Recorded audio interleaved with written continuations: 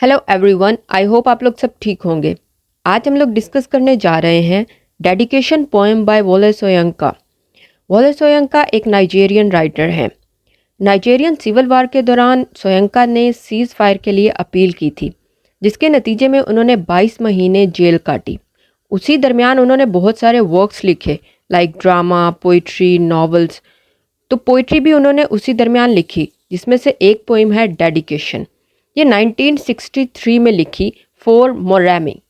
मोरैमी कहा जाता है कि सोयंका की बेटी हैं, जिनके लिए उन्होंने इस पोएम को लिखा। अपनी बेटी की पैदाइश पर उन्होंने इस पोएम को लिखा।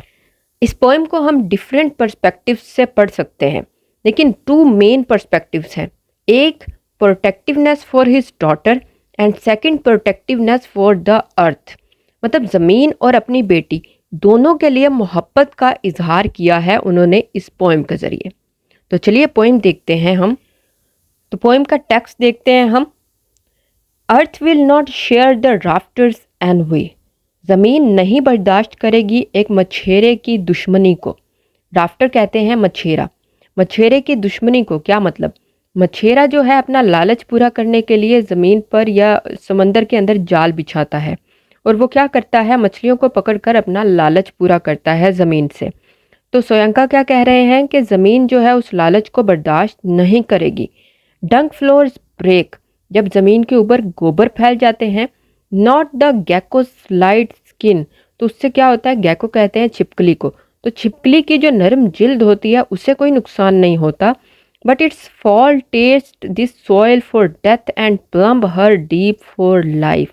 बल्कि क्या होता है कि वो छिपकलियाँ जो हैं वो ज़मीन के अंदर चली जाती हैं गहराई में, और फिर ज़मीन की जो मिठास है उसका जायका चखती हैं। क्या मतलब? मतलब ये कि ज़मीन के ऊपर रहते हुए या अंदर रहते हुए किसी भी मखलूक को कोई नुकसान नहीं होता। ज़मीन यानी कि अर्थ इंसान के लिए और बाकी की जितनी भी मखलूक़ात हैं उनके लिए फ़ायदे की चीज़ है। जैसा कि छिपकली है, जब उसके लिए माहौल बाहर का नहीं सूटेबल होता, अच्छा नहीं होता, तो वो ज़मीन के अंदर चली जाती है और फिर अंदर उगने वाली चीज़ों से फ़ायदा लेती है। तो यहाँ पर राइटर क्या कह रहे हैं कि ज़मीन हमारे लिए फ़ायदेमंद चीज़ है। उसके बाद है एज दिस याम, जैसा कि ये कचालू होली अर्थ जो पूरी तरह ज़मीन के अंदर पकते हैं। Yet are living tuber to the warmth of waters, और उनके जो तने हैं वो क्या कहते हैं, करते हैं, ज़मीन के अंदर पानी की गर्माहट को अपने अंदर जज़ब करते हैं। अर्थ एज स्प्रिंग्स, और उसके नतीजे में वो ज़मीन के अंदर ही पक जाते हैं। As roots of bob as the earth. Bob एक पौधा है, अफ्रीकन ज़मीन के ऊपर उगता है और वो उसकी बड़ी बड़ी शाखें होती हैं। तो वो क्या कह रहे हैं कि ज़मीन के अंदर उगने वाली हर चीज़ के जो तने हैं, शाखें हैं, वो बॉब पौधे के साथ जाकर मिलती हैं एज द हर्थ, और फिर उस याम को, उस कचालू को हम निकालते हैं और चूल्हे के ऊपर पकाते हैं। तो जब हम वो खाते हैं तो हमारा और उस चीज़ का, मतलब उन कचालुओं का एक आपस में ताल्लुक है। ज़मीन के अंदर उगने वाली चीज़ें और बाहर वाली चीज़ें एक दूसरे के साथ जुड़ी हुई हैं। हम एक दूसरे के साथ जुड़े हुए हैं, चाहे कोई चीज़ अंदर उग रही है या चाहे कोई बाहर है, सब चीज़ें एक दूसरे के साथ जुड़ी हुई हैं। उसके बाद है the air will not deny you. ज़मीन पर चलने वाली हवा तुम्हें छोड़ेगी नहीं, तुम्हें ठुकराएगी नहीं।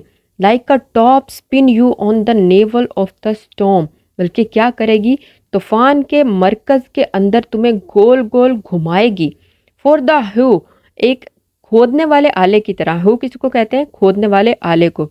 That roots the forest ploughs a path for squirrels, मतलब खोदने वाले आले से हल चलाया जाता है जंगल में, ताकि जितनी भी गली सड़ी जड़ें हैं, शाखें हैं, उनको साफ करके गुलहरियों के लिए रास्ता बनाया जा सके।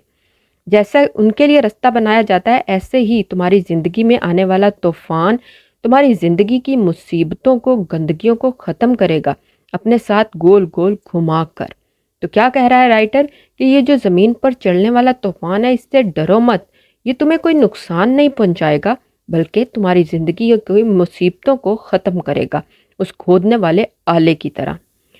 उसके बाद है बी एजलेस एज डार्क पीट।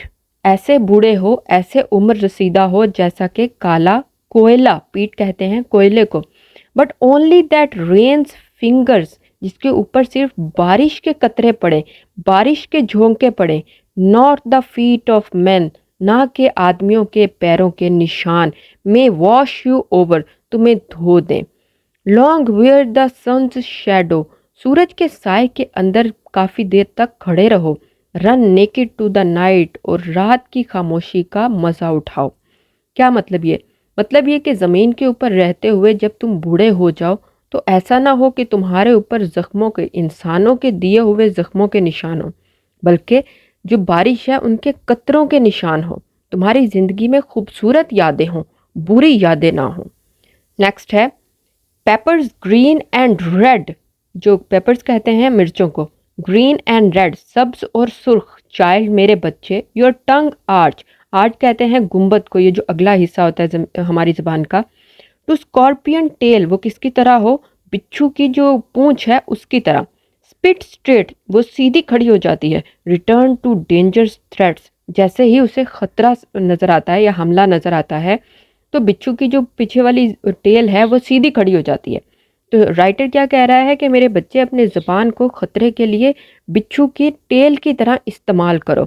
जो जिसको पता हो कड़वाहट का, जो मिर्चें हैं उनकी कड़वाहट का, कि कौन सी मिर्चें कितनी कड़वी हैं, उनके लिए अपनी ज़ुबान को भी उतना ही कड़वा करो।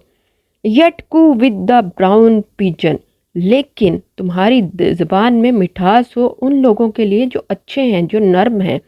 उनके लिए तुम उस किस तरह हो, उस भूरे कबूतर की तरह जो नर्म अल्फाज इस्तेमाल करता है, नर्म अपनी आवाज़ निकालता है। Tendril due between your lips, और तुम्हारे होंठों के दरमियान शबनम के कतरों की तरह अल्फाज निकलें उन लोगों के लिए जो ये डिज़र्व करते हैं। मतलब अच्छे लोगों के लिए अच्छी तरह से अपनी ज़बान को इस्तेमाल करो और बुरे लोगों के लिए बुरे तरीके से।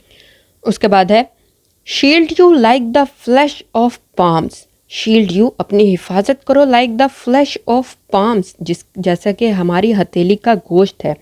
जब हम मुट्ठी को बंद करते हैं तो हमारी हथेली का जो गोश्त है वो अंदर दब जाता है, महफूज हो जाता है। तो राइटर क्या कह रहा है कि अपनी हिफाजत भी उसी तरह करो। स्काईवर्ड हेल्ड, आसमान की तरफ उभरे होते हैं। कप सीड्स नोकदार इन थॉर्न, कांटे। नेस्टिंग, जो कि किसके इर्द गिर्द होते हैं, घोंसले के इर्द गिर्द जो नोकदार कांटे होते हैं वो उसकी हिफाजत कर रहे होते हैं।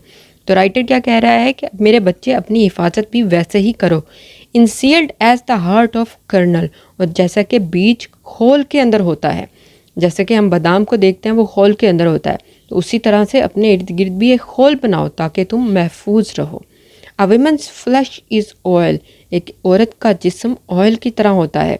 मेरे चाइल्ड मेरे बच्चे, palm oil on your tongue, जैसा कि पाम ऑयल जो है वो अफ्रीका में इस्तेमाल किया जाता है बहुत ज़्यादा। तो वो क्या कह रहा है कि पाम ऑयल की तरह होती हैं औरतें।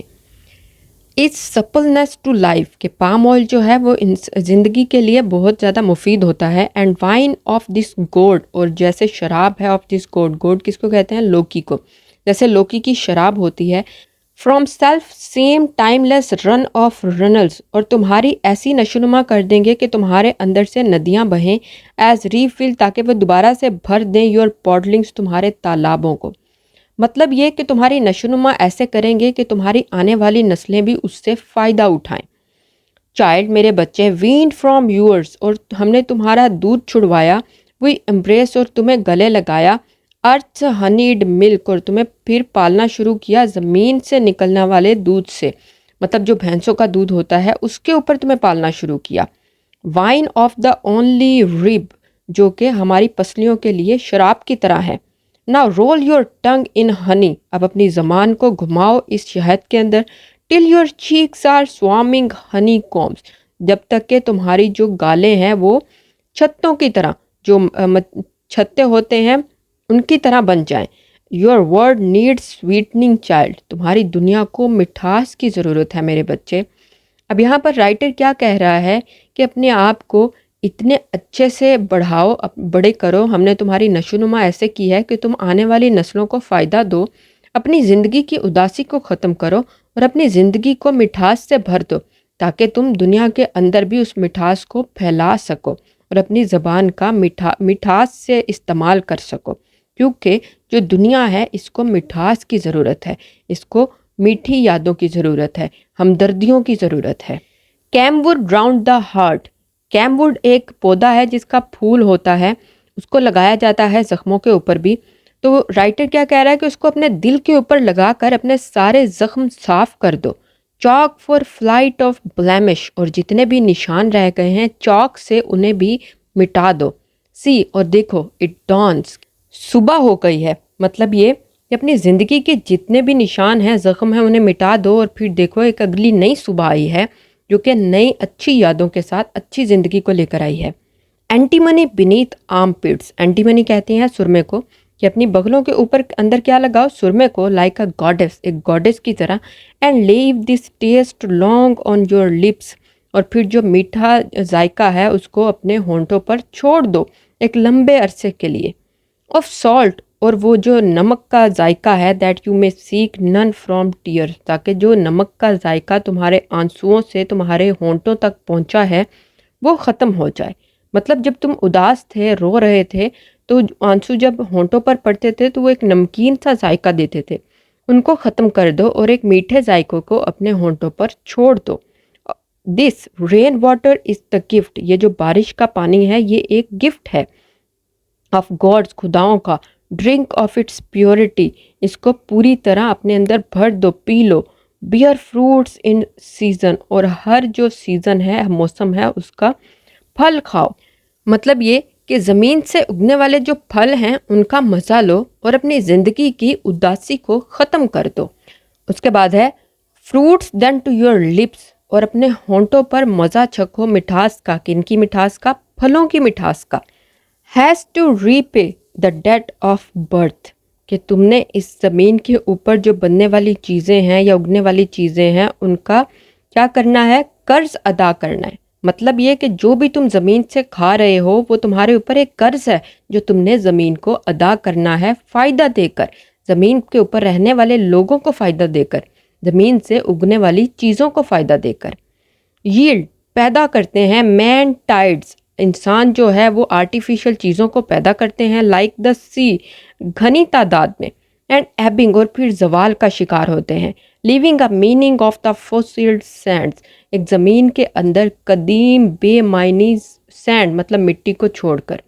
मतलब ये कि इंसान जो है वो ज़मीन के ऊपर आर्टिफिशियल चीज़ों को पैदा कर रहा है, जिससे जो नेचुरल चीज़ें हैं वो वक्त के साथ साथ ख़त्म होती जा रही हैं और उनके निशानात रह रहे हैं ज़मीन के अंदर जो कि कदीम होते जा रहे हैं।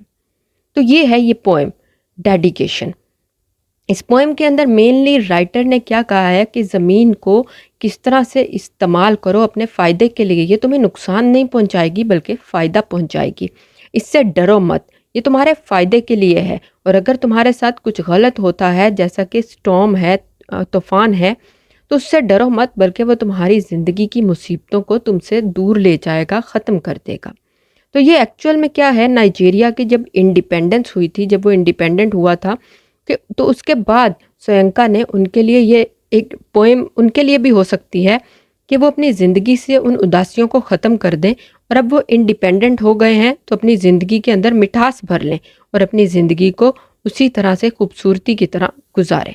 तो ये था हमारा आज का लेक्चर। उम्मीद है आपको समझ आई होगी। आज के लिए इतना ही। मैं मिलूंगी अपनी नेक्स्ट वीडियो में। तब तक के लिए खुदा हाफिज़।